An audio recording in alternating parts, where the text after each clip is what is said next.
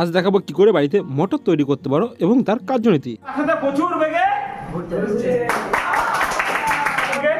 একটা simple motor কি করে তৈরি করা যায় বাড়ি বসে। তাই আমার তারের শুধু একদম পাতলা তামার তারে কি লাগবে, একটা আর্মেচার বানাতে হবে, এরকম গোল গোল প্যাঁচা হয়ে যাবে।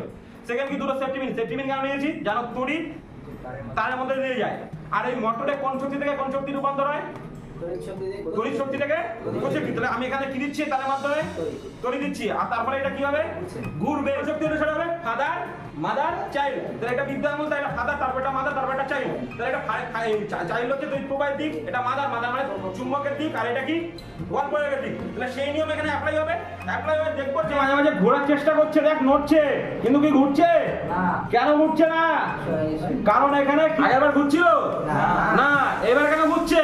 যেই দিলাম সেই শক্তি বেড়ে গেল, তার সাথে প্রচুর বেগে ঘুরতে